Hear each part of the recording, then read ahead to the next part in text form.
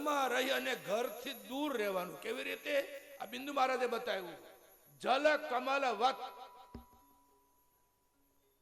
કમળ ક્યાં ખીલે તમને બધાને ખબર છે? કાદવમાં કમળ ખીલે. તમે જોજો, એ કાદવ એને સ્પર્શે નહીં. કાદવની વચ્ચે કમળ ખીલે, છતાંય કાદવ એને સ્પર્શ ન કરે, કમળ એને સ્પર્શ ન કરે કાદવને. એમ ઘરમાં રહીને ઘરથી પર રહેવાનું, શરીરથી નહીં, વિચારોથી. એક ઉંમર થાય, આપણે લાગે કે બધા જ કામ ભગવાનની કૃપાથી આટોપાઈ ગયા છે, બધા જ દીકરાઓ પરણી ગયા છે. ધીમે ધીમે ધીમે ઘરથી પર રહેવાની કોશિશ, આ જીવને ટેવ પાડવાની. અને એકદમ ગુજરાતીમાં કહું આ મારી માવડીઓને, તો ચાવીનો જુડો વહુ આંચકી લે ને એ પેલા આપી દેવો. આનું નામ છે વન પ્રવેશ. સન્માન સાથે. મેં મા બાપ વિશે ઘણી બધી વાતો કરી, અને ફરી એક વાર કહું, આ દુનિયાના સૌથી મોટા ભગવાન મા બાપ છે, કોઈ શંકાને સ્થાન નહીં. પણ મને એક પ્રસંગ યાદ આવે છે. આફ્રિકામાં કથા કરતો હતો, દારે સલામ ભાઈ જીતુભાઈ સાથે હતા, અમારા મનદાસજી સાથે હતા, અને અમારો શરદ સાથે હતો. કથાના ત્રીજા દિવસે ત્યાંનું એક મહિલા મંડળ, મોટી ઉંમરનું સિનિયર સિટીઝનોનું આખું ગ્રુપ હતું. એ બધું મને ઉતારે મળવા આવ્યા, બધા બહેનો, મોટા માજીઓ, બધા સિનિયર સિટીઝનો. મેં કહ્યું શાસ્ત્રીજી બહુ સરસ કથા કરો છો, બહુ આનંદ આવે છે, પણ એક વિનંતી સાંભળવા જેવી છે. સિનિયર સિટીઝનોની એક માંગણી કરી મારી પાસે કે જેટલા પણ વક્તાઓ આવે છે આ વાત તો બધા જ કરે છે, મા બાપ ભગવાન છે, મા બાપની ખૂબ સેવા કરવી જોઈએ, પણ અહીં અમે સાંભળનારા જ મા બાપ છીએ. કાંક એવું કહો કે અમારે શું કરવું જોઈએ આજના સમયમાં, અમારે કેવી રીતે જીવવું જોઈએ, અમારા શું ધર્મો, અમારા શું કર્તવ્યો. મારો ખૂબ રાજીપો. મેં કહું હવે પછીની કથામાં એ વાત પણ કરીશ. અને પછીના દિવસની કથામાં મેં માજીઓને માટે વાત કરી. એક દ્રષ્ટાંતની સાથે વાત શરૂ કરી. બાપ દીકરો દીવાનખંડ માટે કે હોલમાં બેઠા હતા, સવારનો સમય.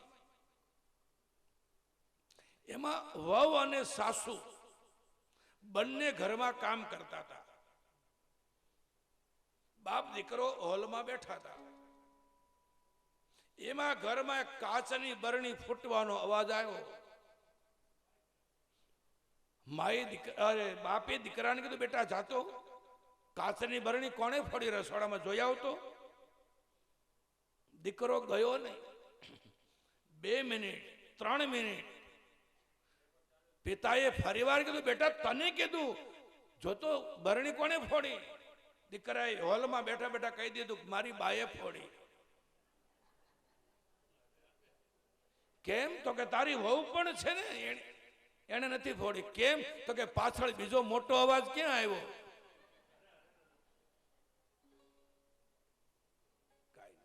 કઈ બધી વાતો તરત સમજાઈ જાય જરૂરી નથી. કોઈને ચોક થોડો મોડો ઉપડે. દીકરાએ કીધું પાછળ બીજો અવાજ ક્યાં આવ્યો? એટલે મારી બાએ જ ફોડ્યો હોય. मेरे भाई बहन, मेरी माताओं, સમયને ઓળખતા શીખો મેરે ભાઈ બહેન.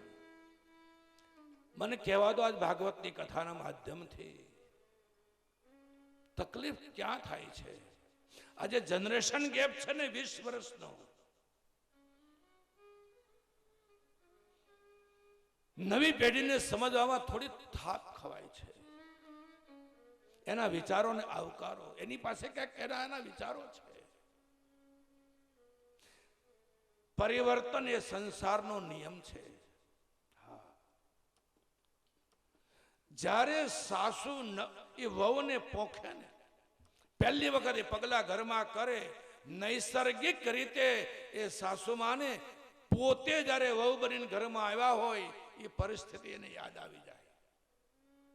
નૈસર્ગિક રીતે, સહજ રીતે આવી જાય કે આજ તો કેટલી છૂટછાટો છે. અમે જ્યારે આ ઘરમાં વહુ બનીને આવ્યા હતા ત્યારે અમને કેટલી તકલીફો હતી, અમારે કેટલી મર્યાદાઓ રાખવી પડતી હતી. અમારે છેક 2 કિલોમીટર કુએ પાણી ભરવા જવું પડતું હતું. પણ હવે આજ ઘરમાં નળ છે તોય આ નવી વહુએ જવું. ત્યારે નહોતી વ્યવસ્થા એટલે આપણા પૂર્વજો જતા હતા. આજે ચા પાડીએ ઇલેક્ટ્રિકની અને દરણું દળાઈ જાય, લોટ દળાઈ જાય. એ સમય અલગ હતો. આપણે કરતા હતા. થોડુંક મોટું મન રાખીએ, નવા વિચારોને આવકારીએ, નવા જમાનાને સમજવાની કોશિશ કરીએ. મને કહેવા દો, પરિવાર એક બગીચો છે.